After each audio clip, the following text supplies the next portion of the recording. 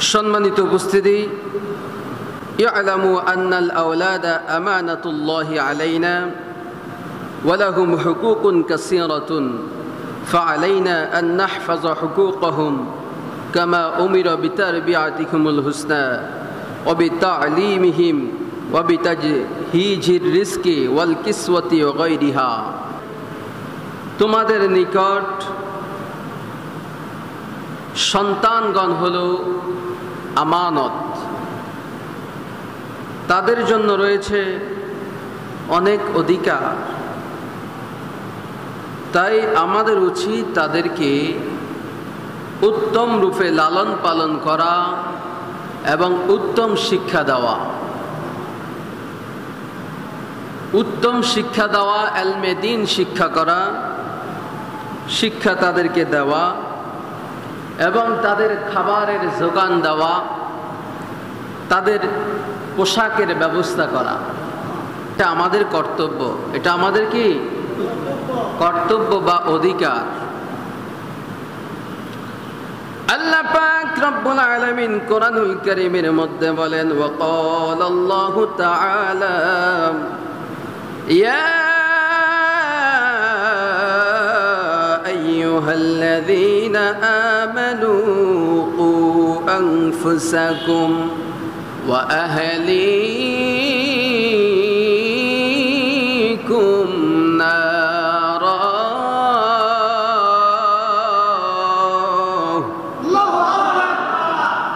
আল্লাহ বলেন, হে ঈমানদারগণ, আমি তোমাদের সৃষ্টিকর্তা, আমি তোমাদের রিজিক দাতা, আমি তোমাদের পালন কর্তা। আমি তোমাদেরকে জানাইয়া দিলাম, তোমরা নিজেদেরকে জাহান্নামের আগুন থেকে বাঁচাও এবং তোমাদের আহাল পরিবার পরিজনকেও জাহান্নামের আগুন থেকে বাঁচাও। আল্লাহ কয়, নিজে বাঁচো, তোমার আহালকেও বাঁচাও। আপনি নিজে মসজিদে গিয়ে নামাজ আদায় করেন, বাড়ির মধ্যে আপনার সন্তান নামাজ পড়ে কিনা, আপনার মেয়ে নামাজ পড়ে কিনা খবর রাখেন না। আপনার স্ত্রী নামাজি কিনা, নামাজ পড়ে কিনা খবর রাখেন না। আপনি মনে করেন আমি বুঝি একা একা জান্নাতে চলে যাব, তাদের হিসাব বুঝি আমারে দেওয়া লাগবে না। আল্লাহ কয়, বান্দারে, তোমার অধীনে তোমার যে আত্মীয় স্বজন গুলা রয়েছে, যেমন তোমার স্ত্রী, তোমার সন্তান, এই সমস্ত তোমার অধীনে যারা রয়েছে, তাদেরকে তুমি জাহান্নামের আগুন থেকে কিভাবে বাঁচাইবা, তুমি তাদেরকে হেদায়েতের পথ দেখাও, তাদেরকে বুঝাও, তাদেরকে কালেমার, তাদেরকে ইসলামের দাওয়াত দাও, তাদেরকে সুশিক্ষা দাও, আর নামাজ নিজেও পড়ো, তাদেরকেও শিখাও। জোরে কোন সুবহানাল্লাহ। তাহলে আপনার পরিবার পরিজন, আপনার আওলাদকে জাহান্নামের আগুন থেকে বাঁচানোর কথা আমার আল্লাহ বলে দিয়েছেন। শুধু নিজে বাঁচলে হবে না, আহালকেও বাঁচাইতে হবে কিনা? হবে কিনা? হবে। আপনার সন্তান নামাজ পড়ে না, বুঝান, নামাজে আনেন। আপনার সন্তান মাদকে আসক্ত হয়ে গেছে, যেইভাবে হোক তাকে সরায়া নিয়ে আসেন, এটা আমাদের কর্তব্য। শুধু তাই নয়, আপনি বিবাহ করেছেন, বিবাহ করার পরে আল্লাহ আপনাকে সন্তান দান করেছে, আপনার স্ত্রীর গর্ভের মধ্যে সন্তান আসছে, এই সন্তান দুনিয়ার জমিনে তার ভূমিষ্ঠ হয়েছে। আল্লাহ পাক রব্বুল আলামিন নিজেই বলেন, ওয়াকালা তাআলা ওয়াল ওয়ালিদাতু ইরদি'না আওলাদাহুন্না হাওলাইনি কামিলাইনি লিমান আরাদা আন ইউতিম্মা আর-রাদা'আতা ওয়া 'আলাল মাওলুদি লাহু রিজকুহুন্না ওয়া কিসওয়াতুহুন্না বিল মা'রুফ। আল্লাহ পাক রব্বুল আলামিন বলেন, মায়েরা তাদের সন্তানকে কমপক্ষে 2 বছর তাদেরকে দুধ পান করাবে। কয় বছর? 2 বছর মায়েরা তাদেরকে দুধ পান করাবে। যে দুধ পান করানোর সময়টি পূর্ণ করতে চায়, সে যেন 2 বছর দুধ পান করায়। আর পিতার উপর দায়িত্ব হলো সন্তানকে ন্যায়সঙ্গতভাবে তাদের আহার ও বস্ত্রের ব্যবস্থা করা, ন্যায়সঙ্গতভাবে আহার বস্ত্র এগুলা সংগ্রহ করা, ন্যায়ভাবে করার কথা আল্লাহর আদেশ, এবং সন্তানকে হালাল রুজি করে খাওয়ানোর কথা আল্লাহর আদেশ। অনেক মানুষ আছে ঘুষ খায়, এই ঘুষের টাকা সন্তানরেও খাওয়ায়। অনেক মানুষ আছে সুদ খায়, সুদের টাকা সন্তানরে খাওয়ায়। অনেক মানুষ আছে হারাম খায়, হারামের টাকা সন্তানকেও খাওয়ায়। এই জন্য আল্লাহ বলে দিয়েছেন, ও বান্দারা, তোমরা যখন তোমাদের সন্তানের দায়িত্ব পালন করবা, হালাল রিজিক থেকে তাদের এই রিজিকের ব্যবস্থা তোমরা করবা, এই আদেশ আমার আল্লাহ দিয়ে দিয়েছেন। জোরে কোন মারহাবা। হযরত আবু রাফ রাদিয়াল্লাহু তাআলা আনহু বর্ণনা করেন, ওয়ান আবি রাফিন ক্বালা রাআইতু রাসূলুল্লাহি সাল্লাল্লাহু আলাইহি ওয়াসাল্লাম আযানা ফি উযুনিল হাসান ইবনে আলী হিনা ওয়ালাদাতহু ফাতিমাতু বিস-সালাতি রাওয়াহু তিরমিজি। আল্লাহর নবীর কন্যা হযরত ফাতিমা রাদিয়াল্লাহু তাআলা আনহার গর্ভের মধ্যে যখন সন্তান এসেছে, আসার পরে যখন দুনিয়ার জমিনে আগমন করেছে, আমার পেয়ারা নবী কামলেওয়ালা নিজে নিজের নূরানি জবান মোবারক দিয়ে নামাজের সময় যেমনি ভাবে আজান দেওয়া হয়, তেমনি তাদের কানের মধ্যে আজান দিয়েছে। নবী নিজেই আজান দিয়েছেন। এই আজান যখন নবীজি নিজেই দিয়েছেন, উম্মতদেরকেও শিক্ষা দিয়েছেন, সন্তান যখন জন্মগ্রহণ করবে কানের মধ্যে আজান দিবা। এখন আজান চলেনি, অনেক গ্রামে চলে, যারা আজান জানে। অনেকে হসপিটালে জন্মগ্রহণ করে, আজান দেওয়ার মানে ইচ্ছেই তাদের থাকে না, ঠিক কিনা বলেন? আল্লাহ রসুল একটা সুন্নতকে যে জিন্দা করলো, ফালাহু আজরু মিয়াতা শাহিদ, 100 শহীদের সওয়াব তার আমল নামায় আল্লাহ দান করে দিবে। রসুলুল্লাহর সুন্নত নষ্ট হয়ে যাচ্ছে। নবীজির সুন্নতের মধ্যে উম্মতের জন্য বরকত রয়েছে। কি রয়েছে? বরকত। বন্ধুরা আমার, বাবাজিরা আমার, وعن حفصة بنت عبد الرحمن أن عائشة أخبرتها أن رسول الله صلى الله عليه وسلم أمرهم عن الغلام شاتان مكافئتان وعن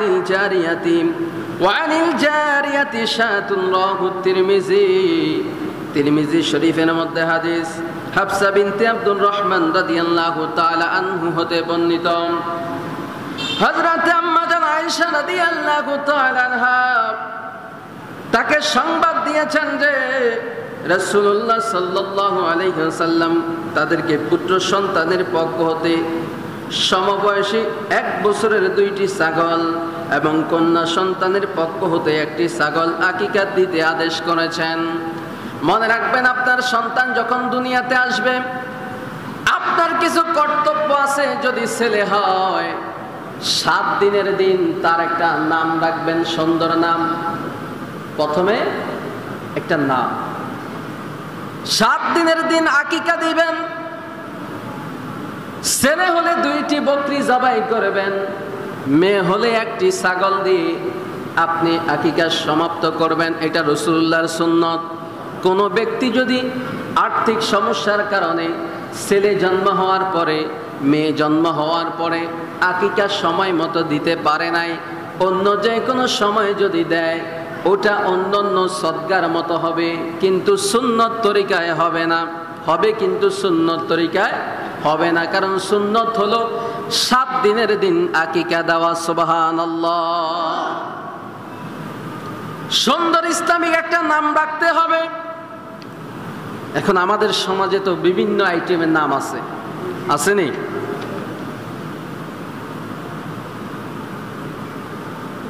এই সমস্ত উলট পালট নাম রাখলে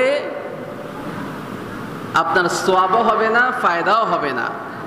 একটা সুন্দর ইসলামিক নাম বাছাই করে রাখতে হবে। তাহলে প্রথমে সন্তান জন্ম হওয়ার পরে 7 দিনের দিন তার মাথার যে চুল আছে, চুলগুলা কামানো হলো রাসূলুল্লাহ সুন্নত। এই চুলগুলা কামিয়ে দিতে হবে। চুলগুলা কামিয়ে দেওয়ার পরে চুলের ওজনে স্বর্ণ বা রূপা গরিবকে দান করতে হবে। কথা বুঝতে পারছেন? 3 নাম্বার কাজ হলো নাম রাখা। 4 নাম্বার কাজ হলো আকিকা দেওয়া। 4 নাম্বার কাজ কি? আকিকা দেওয়া। এগুলা আমাদের কর্তব্য সন্তানের উপর। কার কর্তব্য? পিতা মাতার কর্তব্য। গত জুমায় আলোচনা ছিল মাতা পিতার কর্তব্য, এই জুমায় সন্তানের কর্তব্য। তাহলে মনে রাখতে হবে পিতা মাতার প্রতি সন্তানের যেমন যত্নবান হতে হবে, পিতা মাতাও সন্তানের প্রতি তেমন যত্নবান হতে হবে। আল্লাহর নবীর সাহাবী وعن أبي مسعود عن النبي صلى الله عليه وسلم قال إذا أنفق الرجل على أهله نفقة يحتسبها فهي له صدقة আল্লাহর নবীর সাহাবী আবু মাসউদ রাদিয়াল্লাহু তাআলা আনহু নবী করিম সাল্লাল্লাহু আলাইহি ওয়াসাল্লাম হতে বর্ণনা করেছেন, তিনি বলেন, যদি কোনো পুরুষ পরিবারের জন্য সওয়াবের নিয়তে খরচ করে তাহলে তাও দান হিসাবে আল্লাহর দরবারে গণ্য হয়ে যাবে। কোন সুবহানাল্লাহ। কোন ব্যক্তি যদি তার পরিবারকে খাওয়ায়, চাউল কিনে, ডাউল কিনে, ডিম কিনে, মাছ কিনে, আর মনে মনে যদি সওয়াবের নিয়ত থাকে, আল্লাহ কয় সে খাওয়াইলো তার পরিবারকে, কিন্তু এই পরিবারকে খাওয়ানোটা আমি আল্লাহর দরবারে দান করার সওয়াব হয়ে যাবে। কত সুন্দর ব্যবস্থা না? খাওয়াবেন পরিবারকে, কিন্তু দান করার সওয়াব পেয়ে যাবেন। নিয়ত থাকতে হবে। কি থাকতে হবে? নিয়ত। وقال رسول الله صلى الله عليه وسلم عدلوا بين أولادكم রাহু আবু দাউদ শরীফের মধ্যে হাদিস। আল্লাহর নবী দুজাহানের বাদশা বলেন, তোমরা তোমাদের সন্তানের মাঝে সমতা বজায় রাখবে। কেমন সমতা বজায় রাখার কথা আল্লাহ রাসূল বলেছেন? এক সন্তানকে আপনি জমি দিয়েছেন 5 কানি, আরেকজনকে দিলেন 1 কানি, তাহলে সমতা হয়েছে? একজনের টাকা দিলেন 1 লক্ষ, আরেকজনকে দিলেন 50,000, সমতা হয়েছে? আল্লাহ রাসূল বলে দিয়েছেন তুমি সমতা বজায় রাখো। তোমার এক সন্তান যা পাবে আরেক সন্তানও তা পাবে। তোমার ছেলে যা পাবে মেয়ে কিন্তু তা পাবে না। মেয়েকে মেয়ে যতটুকু পরিমাণ পাবে তা দাও। অনেকে আছে মেয়েকে মাহরুম করে, মেয়েকে বাদ দিয়ে দেয়, মেয়েকে কোনো সম্পদ দেয় না, সম্পদগুলো সব ছেলেরে দিয়ে দেয়। এরকম লোক আছে না নাই? অনেকে আছে ভাইয়ের সম্পদ মেরে দেয়, অনেকে আছে বোনের সম্পদ মেরে দেয়। এই জন্য আল্লাহ রাসূল বলেছেন তোমাদের সন্তানের প্রতি সমতা বজায় রাখো। এই জিনিসটা অবশ্যই খেয়াল রাখা দরকার, কারণ আমার নবী নিজেই হাদিসটি বর্ণনা করেছেন। আল্লাহর নবীর সাহাবী হযরতে জাবের রাদিয়াল্লাহু তাআলা আনহু বর্ণনা করেন, ওয়ান জাবিরিন ক্বালা ক্বালা রাসূলুল্লাহ সাল্লাল্লাহু আলাইহি ওয়াসাল্লাম মান কুন্না লাহু সালাসু বানাতিন يؤويهن ويرحمهن ويكفلهن وجبت له الجنة البتة. قيل يا رسول الله فإن كانت 2 قال وإن كانت 2 قال فأري بعض القوم ألا قالوا له واحدة لقال واحدة. رواه أحمد. আমার প্যারা নবীর সাহাবী জাবের রাদিয়াল্লাহু তাআলা আনহু বলেন, আমার প্যারা নবী দুজাহানের বাদশা বলেছেন, যে ব্যক্তির 3টা কন্যা সন্তান রয়েছে সে তাদেরকে আশ্রয় দেয়, তাদেরকে স্নেহ করে এবং তাদের ভরণ পোষণ করে, এর বিনিময়ে তার জন্য আল্লাহ পাক রব্বুল আলামিন জান্নাত নিশ্চিত অবধারিত করে দিবে। জান্নাত কি করবে? অবধারিত করবে, যার 3টা কন্যা সন্তান রয়েছে। আরজ করা হলো, ইয়া রাসূলুল্লাহ, ও মায়ার নবী, দু জাহানের বাদশা নবী গো, যদি কোনো ব্যক্তির 2জন কন্যা সন্তান থাকে, আল্লাহর নবী বলেন 2জন কন্যা সন্তান হলেও তার জন্য একই সিস্টেম। এরপরে বলা হলো, ইয়া রাসূলুল্লাহ, কারো যদি একটা কন্যা সন্তান থাকে, কয় তার জন্য কন্ডিশন এক। সুবহানাল্লাহ। তো মেয়ে হলেই যে জান্নাতে না, এটা তো সিস্টেম আল্লাহ রসুল বলে দিয়েছেন যে তাদেরকে আশ্রয় দিয়ে, তাদেরকে ঘরে রেখে, তাদেরকে যদি কোনো ব্যক্তি সুন্দরভাবে পর্দার ভিতরে রেখে তাদেরকে লালিত পালিত করে উপযুক্ত স্বামী দেখে তাদেরকে বিবাহ দিতে পারবে, তার জন্য জান্নাত অবধারিত। এখন আমার কন্যা সন্তান আছে, মেয়েকে জিন্সের প্যান্ট পরাই, জিন্সের টি শার্ট, কি বলে গেলা, টি শার্ট নাকি, টি শার্ট গায়ে দেওয়ায় মেয়ের মাথায় ওড়না থাকে না, মেয়েকে ডাক্তার বানাই, ইঞ্জিনিয়ার বানাই, কত কিছু বানাই, হাজার হাজার মানুষের সাথে চলাফেরা করে, রাস্তাঘাটে চলাফেরা করে। এবার যদি আপনি হাদিস বলতে যান যে হাদিসে তো আল্লাহ রসুল বলছে মেয়ে হলে জান্নাতি, তাহলে আপনার জন্য জান্নাত নয়। যেই ব্যক্তি মেয়েকে পর্দায় রেখেছে, ইসলামের দিন, ইসলামের শিক্ষা দিয়েছে, যেই ব্যক্তি মেয়েকে মা ফাতেমার আদর্শে গড়ে তুলেছে, ওই ব্যক্তির জন্য হলো জান্নাত। কথা ক্লিয়ার? তাহলে মেয়েকে পর্দায় রাখতে হবে। কিসে রাখতে হবে? পর্দায় রাখতে হবে। এখন তো পর্দা আমাদের দেশে নাই, আছে? নাই। কারণ এটা তো কিয়ামতের আলামত। যতই ওয়াজ করি আর যতই শুনাই, লাভ হবে না। লাভ কি হবে না?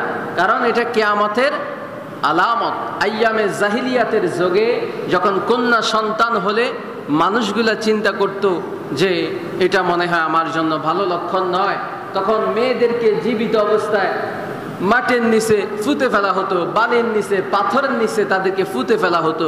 আল্লাহ রসুল তখন ঘোষণা দিলেন, যার একটি কন্যা সন্তান থাকবে সে জান্নাতে যাবে, যার 2টা কন্যা সন্তান থাকবে সে জান্নাতে যাবে, যার 3টা কন্যা সন্তান থাকবে সে 3টা জান্নাতের মালিক হবে। আপনারা খুশি না বেজার?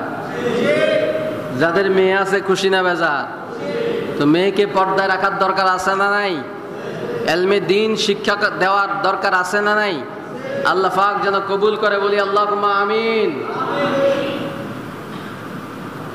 এরপরে আমার প্যারা নবী, দু জাহানের বাদশা নবী বলেন, وقال رسول الله صلى الله عليه وسلم كفى بالمرء اسما ان يدعى من يقوت رواه ابو داود। আমার প্যারা নবী বলেন, যে ব্যক্তি পরিবারে খাদ্য দানের দায়িত্ব রয়েছে, খাদ্য সরবরাহ ত্রুটি করাটাও ওই ব্যক্তির জন্য অপরাধমূলক শাস্তি হয়ে যাবে। যেমনি ভাবে আগের হাদিস শরীফের মধ্যে আল্লাহর রাসূল বলেছেন, যেই ব্যক্তি পরিবারকে খাওয়ানোর জন্য কোনো কিছু বাজার থেকে ক্রয় করে, মাঠ থেকে ফসল ফলাদি আনে, কষ্ট করে সরঞ্জাম দেয়, তার নিয়ত যদি থাকে আমি সওয়াব কামানোর জন্য আমার পরিবারকে খাওয়াচ্ছি, তাহলে আল্লাহ তার আমল নামায় দানের সওয়াব লিখবে। তেমনি ভাবে কোনো ব্যক্তি যদি তার পরিবারকে চালাইতে অক্ষম হয়ে যায়, সুস্থ থাকার পরেও যেই ব্যক্তি পরিবারকে খাওয়ায় কষ্ট দেয়, আর্থিকভাবে কষ্ট দেয়, ওই ব্যক্তি গুনাহগার হইতে হবে। ওই ব্যক্তি কি করতে হবে? অনেকের স্বভাব আছে না, খুব খারাপ, সারাদিন বাড়িতে শুয়ে থাকে, অলস, কাজকর্ম ঠিক মতো করে না, ছেলের পড়ালেখার খরচ চালাইতে পারে না, সংসারে কেনাকাটা করতে পারে না। এটা যাদের কন্ডিশন ভালো, এমন কিছু লোক আছে শরীরের কন্ডিশন ভালো, ঠিক না? এদের উদ্দেশ্যে আল্লাহ রসুল বলেছেন, আল্লাহ রসুল সব কিছু বলে দিয়েছেন। এই জন্য পিতা মাতার অধিকার সন্তানের প্রতি যেমনি ভাবে রয়েছে, সন্তানেরও অধিকার এবং পিতা মাতার অধিকার উভয় দিকে খেয়াল রাখতে হবে। আল্লাহ যেন তৌফিক দান করে, সকলে বলি আমিন। সালাতুন ইয়া রাসূলুল্লাহ। সালামুন ইয়া হাবিবাল্লাহ আলাইকুম সালাতুন ইয়া রাসূলাল্লাহ আলাইকুম সালামুন ইয়া। আল্লাহ রসুল কয় হাদিস শরীফের মধ্যে, আল্লাহ রসুল কয় তোমাদের সন্তানকে তোমরা কি শিক্ষা দিবা?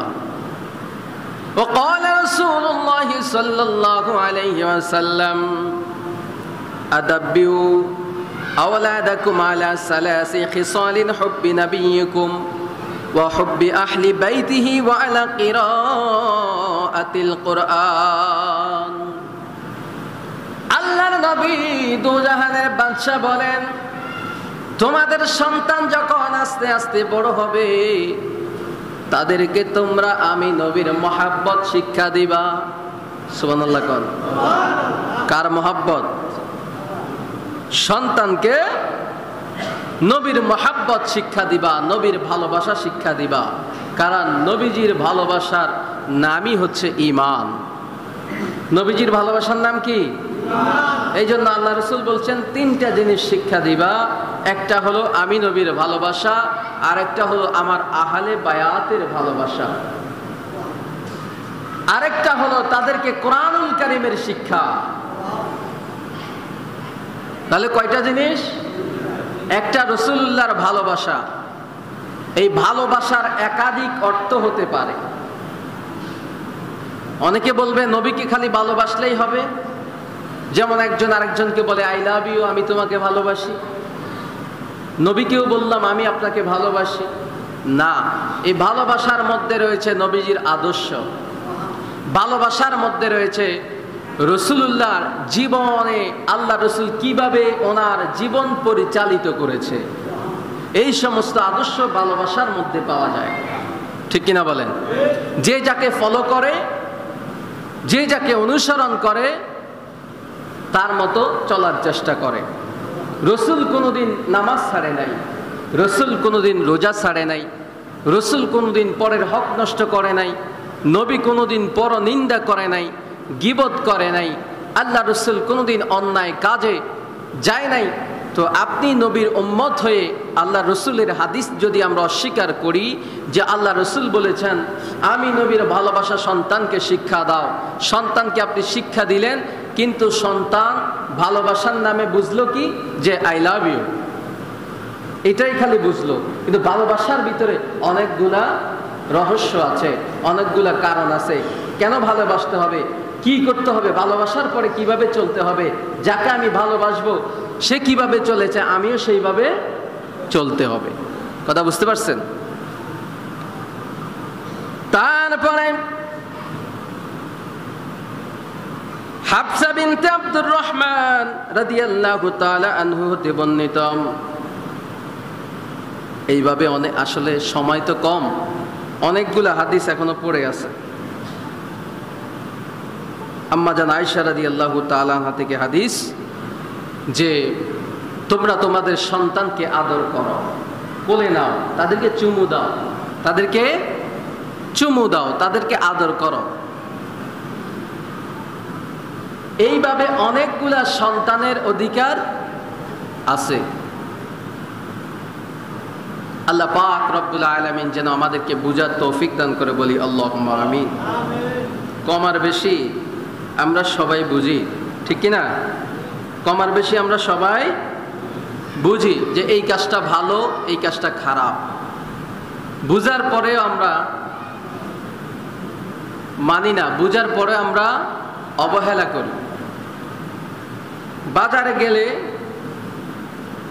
মাছ কিনতে গেলে কোন মাছটা পচা, কোন মাছটা তাজা দেখে দেখে কিনে কিনা, কোন তরকারিটা ফ্রেশ, কোন তরকারির মধ্যে বিষ দিছে, কোনটা ফ্রেশ আছে সেটা দেখে দেখে চেষ্টা করি কেনার জন্য। কিন্তু রাসূলুল্লাহ, নবীর সাহাবায়ে কেরাম, নবীর আহলে বায়াতের দিকে আসলে অনেকে আমরা বুঝি না, অনেকে বুঝি না। নামাজের দিকে আসলে অনেকে বুঝি না, রোজার দিকে আসলে অনেকে বুঝি না। মানে বুঝার পরে আমরা বুঝি না। এক বাদশা বলে, আমাকে যদি কেউ বুঝাইতে পারে তাহলে আমি আমার রাজ্য দিয়ে দিব। রানী কয়, তোমার কি মাথা খারাপ? এত সুন্দর রাজ্য তুমি দিয়ে কি রাস্তার ফকির হবা? কয়, দেখো আগে কি হয়। সকল মানুষ আবেগ আপ্লুত হয়ে এবার রাজাকে বুঝাবে, যে বুঝাতে পারবে তাকে রাজ্য দিবে। সবাই রাজাকে বুঝায়, রাজা সাহেব এই জিনিসটা এমনে না হেমনে, হেমনে না এমনে। লাস্টে রাজা কয়, আমি তো বুঝলাম না, আমি বুঝলাম না। সবাই বুঝায়, শেষে রাজা কয়, আমি বুঝি নাই। যে বুঝে না তাকে বুঝানোর ক্ষমতা কারো আছে? আপনি একটা অফিসের মধ্যে জব করেন, চাকরি করেন, আপনার অফিসের বসের বয়স হলো 25 বছর, আপনার বয়স হলো 40 বছর। আপনার বস যখন আপনার সামনে দিয়ে হেঁটে যায়, দাঁড়িয়ে, চেয়ার থেকে দাঁড়িয়ে, আসসালামু আলাইকুম বস বলেন কিনা? কথা বলেন না? আসসালামু আলাইকুম স্যার বলেন কিনা? এটা বুঝেন কিনা যে স্যারকে যদি, বসকে যদি দাঁড়িয়ে সালাম না দেয় আমার চাকরির 12টা বেজে যাবে। রাসূলুল্লাহকে দাঁড়িয়ে একটু সালাম দিলে কি অসুবিধা হবে? গুনাহ হবে? কেউ বলতে পারবে যে দাঁড়িয়ে সালাম দিলে গুনাহ হবে? অসম্ভব, বলার কোনো সুযোগ নাই। আমরা তো শুনে শুনে মুসলমান, আমরা তো পড়ে মুসলমান না। আল্লাহ বলছেন, লা সালাতা, তোমরা নামাজ পড়িও না। আপনি শুনলেন এক হুজুর বলছে লা সালাতা, নামাজ পড়িও না। আপনি বললেন হুজুর তো বলছে, কোরআনের আয়াতই তো। আরে কেন নামাজ পড়তো না সেটা শুনবেন না? ইয়া আইয়ুহাল্লাযিনা আমানু লা তাকরাবুস সালাতা, তোমরা নামাজ পড়িও না, ওয়া আনতুম সুকারা। এখন এগুলো তো আমরা বুঝি না, বুঝি? আজকে একজনে, বাংলাদেশের বিখ্যাত একজন আলেম, উনি একটা তাফসির করছেন। তাফসিরের মধ্যে লেখা আছে একরকম, উনি বলছেন আরেক রকম। হয়তো এটা ওনার বলার ভুলেও হতে পারে, অথবা ইচ্ছা করেও হতে পারে। ব্যাখ্যাটা, যেমন ব্যাখ্যাটা হলো, রাসূলুল্লাহ সাল্লাল্লাহু আলাইহি ওয়াসাল্লামকে আল্লাহ গোমরাহির মধ্যে পেয়েছেন, পরে হেদায়েত দিয়েছেন। নাউজুবিল্লাহ কি বলতে হবে? কোথায় পেয়েছেন? গোমরাহির মধ্যে। রাসূলুল্লাহর জীবনে কোনো গোমরাহি আছে? যে কাফের মুশরিকেরা ওই জামানায় টাকা রাখার জায়গা পায় না, পয়সা রাখার জায়গা পায় না, আল্লাহ রসুলের কাছে গিয়ে বলে, আপনার কাছে রেখে দিলাম আমানত হিসাবে। আল্লাহ রসুল এক নামে কাফের মুশরিকদের কাছে প্রচার হলো যে উনি এমন একজন ব্যক্তি, ওনার আদর্শ এমন সুন্দর। তখনও উনি নবুতি, মানে উনি নবুতি প্রকাশ হয় নাই। তখন কাফের মুশরিকরা ওনাকে আল আমিন নামে একটা উপাধি দিয়েছে। সুবহানাল্লাহ বলে। রাসূলুল্লাহর জিন্দেগি পড়লে দেখা যায় যে রাসূলুল্লাহর জন্ম থেকে ইন্তেকাল শরীফ পর্যন্ত কোনো গোমরাহি ছিল না। যিনি ছোট্টকালে, শিশুকালে দুধমা হালিমাতুস সাদিয়ার ঘরের মধ্যে নিজের দুধ বাইয়ের জন্য উনি স্যাক্রিফাইস করেছেন। শিশুকাল থেকে যেই রাসূলুল্লাহ শিশুকাল থেকে এইভাবে চলেছেন, ওনার ভিতরে কোনো গোমরাহি থাকতে পারে না। তাহলে আমরা বুঝি, বুঝার পর আমরা কি করি না? মানতে রাজি না। সারা বছর আপনার জন্ম থেকে আপনি 50 বছর 60 বছর বয়স হয়ে গেল, একরকমে আপনি ইবাদত বন্দেগী করতেছেন। আপনাকে অন্যজন এসে আপনার ইবাদতের সিস্টেমটা পাল্টিয়ে দিল যে এইভাবে না, এটা তো তুমি ভুল করছো এতদিন। তা আপনাকে বলবো আপনার বাপ দাদারা কিভাবে চলেছে সেইভাবে আপনি একটু তল্লাশি দিয়ে দেখেন। আপনার দাদা, আপনার দাদার বাবা, তার বাবা কিভাবে নামাজ পড়ছে। এখন বলবেন তারা যদি ভুল করে আমিও কি ভুল করব? মানে এটা প্রশ্ন করবে আর কি ওনারা, তারা যদি ভুল করে আমিও কি ভুল করব? না, আপনাকে ভুল করতে বলা হয়নি। আপনি তদন্ত করেন, ইলমে দ্বীন শিখেন, যাচাই বাছাই করেন, তারপরে আপনি ওই রাস্তা বেছে নেন। এখন অনেকে বলে যে মদিনা শরীফের মধ্যে এটা নাই, মক্কাতে এটা নাই, বাংলাদেশে আছে। আমি বলবো আমাদের শরীয়তের দলিল মক্কা মদিনা নয়, আমাদের দলিল হলো কোরআন হাদিস। ঠিক কিনা বলেন? মক্কায় কি হইল না হইল সেটা তো আমাদের দলিল নয়, মক্কাতে তো এখন মহিলারা ডাইভিং করে, করে কিনা? আপনার বউকে ডাইভিং এ নামায় দেন, আপনি পিছনে বসে থাকেন। মক্কাতে এখন মহিলারা দোকানের ম্যানেজার, আপনি মহিলাদেরকে দোকানের ম্যানেজার করে দেন, ব্যবসা ভালো হবে, ঠিক কিনা বলেন? তো মক্কা মদিনা এগুলা তো আরো অন্যান্য যত রাষ্ট্রই হোক, এগুলো আমাদের জন্য দলিল নয়। আমাদের দলিল হলো কোরআন, হাদিস, ইজমা, কিয়াস, ঠিক কিনা বলেন? আল্লাহ পাক রব্বুল আলামিন আমাদেরকে বুঝার তৌফিক দান করুক। ওয়া আখির দাওয়ানা আনিল হামদুলিল্লাহি রাব্বিল আলামিন।